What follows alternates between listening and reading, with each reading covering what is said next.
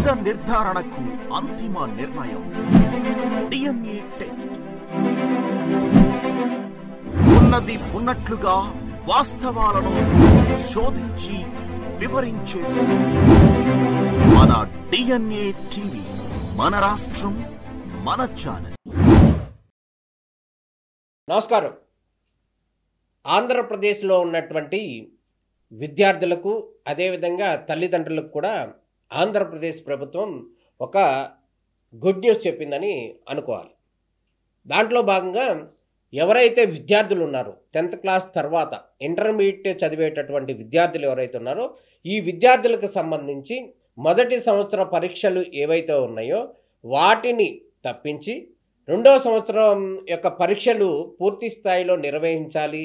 అది కేంద్రంలో జరిగేటటువంటి ఇతర అంతర్జాతీయ జాతీయ పరీక్షలు ఏవైతే ఉన్నాయో ఆ పరీక్షలకు తదనుగుణంగా ఈ సిలబస్లన్నీ కూడా మార్పుదల చేసి విద్యార్థులకు భారం కాకుండా ఎవరికి కూడా ఒత్తిడి పెట్టకుండా ఈ కొత్త విద్యా విధానాన్ని తీసుకురావడానికి రాష్ట్ర ప్రభుత్వం కసరత్తు చేస్తుంది.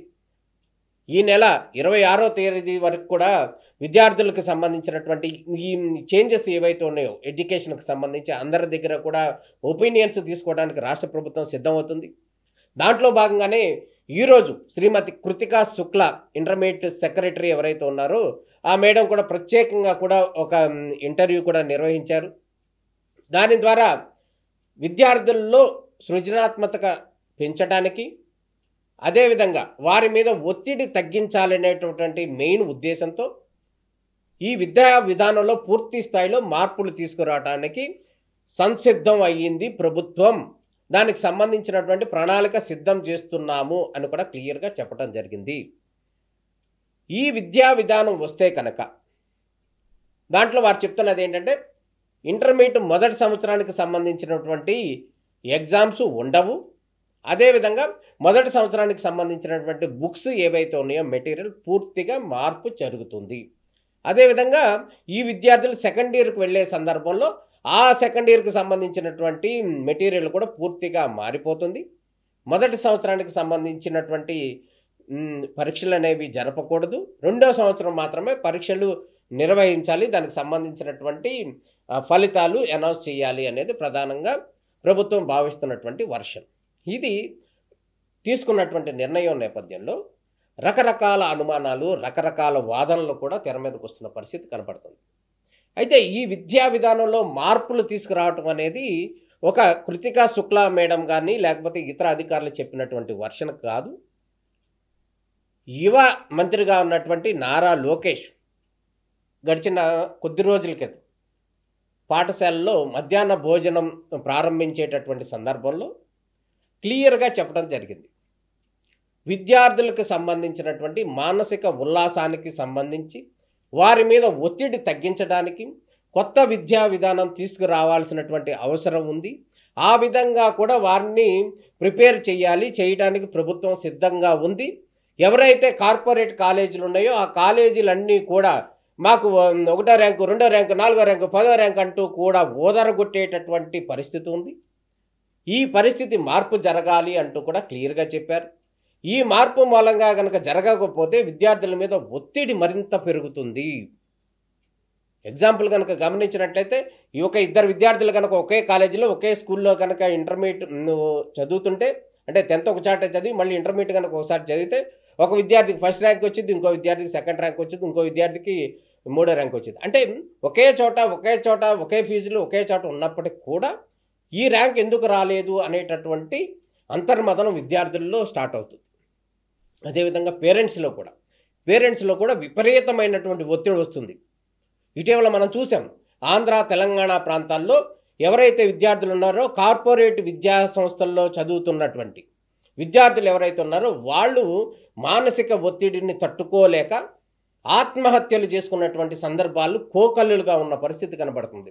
వీటన్నిటినీ మార్పు చేయాలనేటటువంటి ఉద్దేశంతో రాష్ట్ర ప్రభుత్వం ఈ కొత్త విద్యా విధానానికి నాంది పలికింది అనటంలో ఎటువంటి సందేహమూ లేదు. అయితే రాష్ట్ర ప్రభుత్వం తీసుకున్నటువంటి ఈ కొత్త విద్యా విధానం మూలంగా పేరెంట్స్ కానీ విద్యార్థులు కానీ చాలా హ్యాపీగా ఉన్నారు అనటంలో ఎటువంటి సందేహము లేదు. ఎందుకంటే అక్కడ ఉన్నటువంటి సబ్జెక్ట్స్ ఏవి ఉన్నాయో ఆ సబ్జెక్ట్స్లో ఎటువంటి మార్పు లేదు. అదేవిధంగా అడిషనల్గా కూడా ఆప్షనల్ కొన్ని సబ్జెక్టులు లాంగ్వేజెస్ సబ్జెక్టులు కూడా ఇవ్వటం జరిగింది. అదేవిధంగా ఎగ్జామ్స్ విషయంలో కనుక మొదటి సంవత్సరంలో ఎగ్జామ్స్ ఉండకుండా చేయాలని చెప్పి ఒక ప్రతిపాదనకు రాష్ట్ర ప్రభుత్వం సిద్ధమవుతుంది. ఒక రకంగా చూస్తే కనుక ఇటు పేరెంట్స్ ఇటు విద్యార్థులు కూడా పూర్తి హ్యాపీగా ఉన్నారు అనటంలో ఎటువంటి సందేహం లేదు. అసలు వచ్చిన సమస్యల్లా ప్రైవేట్ కాలేజీలు మూలంగానే ఈ ప్రభుత్వం తీసుకునేటటువంటి ఈ ఉన్నతమైనటువంటి నిర్ణయం మూలంగా పూర్తి స్థాయిలో ఇబ్బందులు కలుగజేయడానికి వారు సిద్ధమవుతున్న పరిస్థితి కనబడుతుంది. ప్రభుత్వం తీసుకునేటటువంటి నిర్ణయం ఏదైతే ఉందో ఆ విద్యా విధానాన్ని పూర్తి స్థాయిలో ప్రైవేట్ విద్యా సంస్థలు ఇప్పటికే వ్యతిరేకిస్తున్నాయి అనడంలో ఎటువంటి సందేహం లేదు. ఒక ఎగ్జాంపుల్ కనుక గమనించినట్లయితే 10th క్లాస్లో విద్యార్థులు ఒక 500 మార్కులు 450 లేదా ఏమన్నా హైయెస్ట్ మార్కులు వస్తే వారిని తీసుకొచ్చి ఇంటర్మీడియట్లో ఆయా కాలేజీలకి చేర్పించి మా కాలేజీ ఘనత 1, 2, 3, 4, 5, 6, 7 ర్యాంక్ అంటూ కూడా ఓదరగొట్టేటటువంటి సందర్భం ఉండేది. ఎప్పటి నుంచో కూడా అదే కొనసాగుతుంది. నేను విద్యాశాఖ మంత్రి అయిన తర్వాత వేదికమైన నా అధికారులందరినీ కలిసాం. అప్పుడు మేడం గారు, బోర్డ్ ఆఫ్ ఇంటర్మీడియట్ కమిషనర్గా మేడం గారు ఉన్నారు, మేడం గారిని అడిగా. జనరల్గా ఏప్రిల్ మాసంలో యాడ్లు తెగ వస్తాయి. 10th క్లాస్ ఇంటర్ యాడ్స్ 1, 1, 2, 2, 3, 3, 3, 4, 4, 4 అని వేస్తారు యాడ్లు. అవన్నీ ప్రైవేట్ కాలేజీలు జూనియర్ కళాశాల వాళ్ళు వేస్తారు.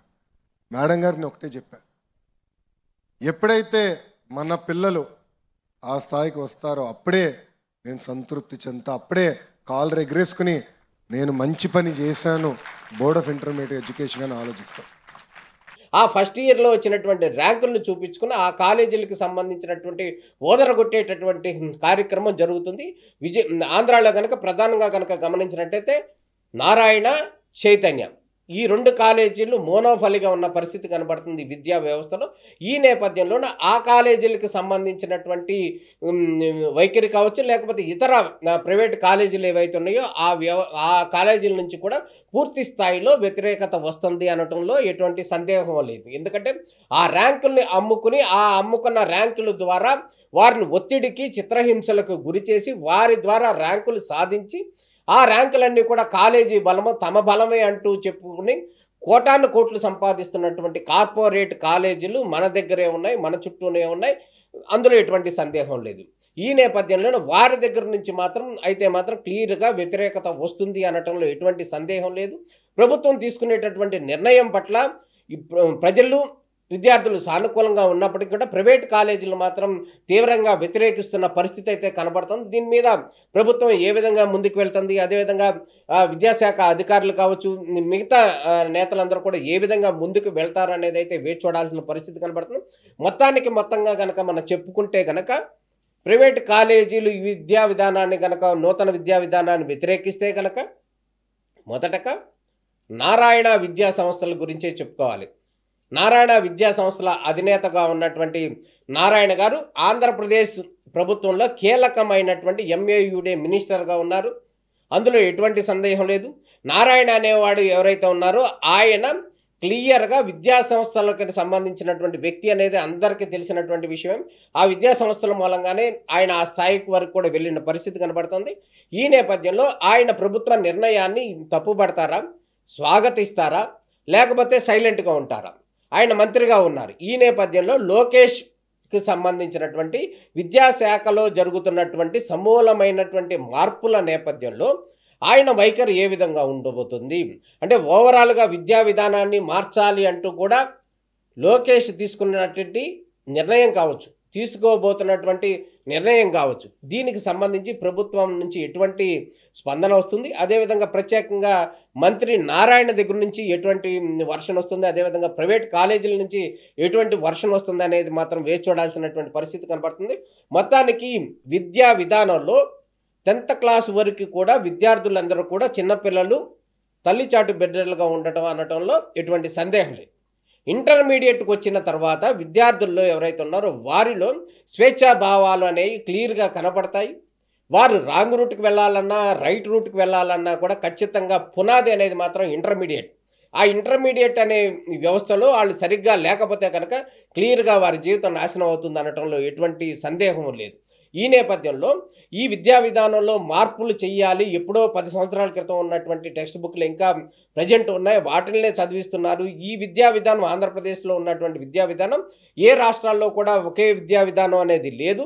ఆ ఇతర రాష్ట్రాల్లో ఉన్నటువంటి విద్యా విధానానికి అనుసంధానంగా జాతీయ పరీక్షలకు సంబంధించి విద్యార్థులందరూ కూడా ఆ స్థాయిలో మెలకువలు నేర్చుకునేటటువంటి ఉద్దేశంతో కొత్త విద్యా విధానాన్ని తీసుకురావాలని చెప్పి కృతికా శుక్లా గారు, అదేవిధంగా రాష్ట్ర ప్రభుత్వం లోకేష్ మంత్రి కూడా భావిస్తున్న పరిస్థితి కనబడుతుంది.